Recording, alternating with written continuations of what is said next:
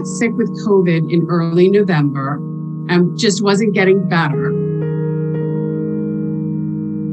The second time I ended up going to the hospital, I was diagnosed with COVID pneumonia.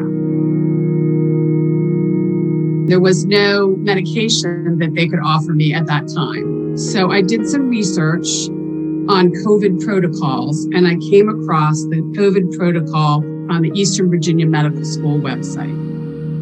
I had sent it to my pulmonologist, and I asked if they would write me a prescription for the ivermectin. At that point, I had a fever of close to 103, and I took the medication and I went to bed.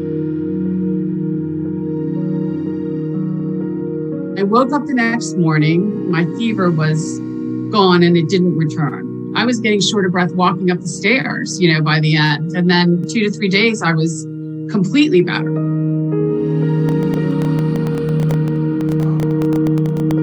My mother was very, very sick with COVID, and she has a pleural catheter and she's terminally ill. My sister and I were thinking she's not going to make it. She said, I don't want to die in the hospital. I got a prescription for ivermectin for her, thinking it was a last-ditch effort.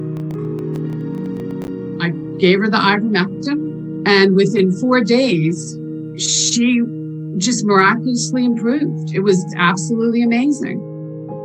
Literally within 3 or 4 days, her cough was gone and her O2 came back to within normal range.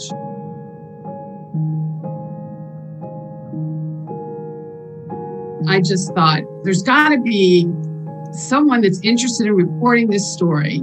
I looked online for individuals that had done articles on ivermectin for like the Wall Street Journal. I called the Washington Post, and they said, we've heard about ivermectin. We looked into it earlier and determined that it wasn't worthwhile to report.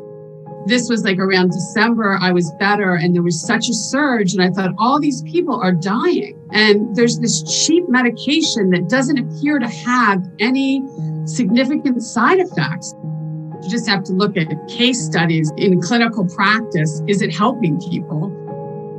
This saved my mom from being in the hospital and dying by herself. Like everybody that lost their parents, to think that there might have been a cheap medication that they could have taken. It makes you just so sad.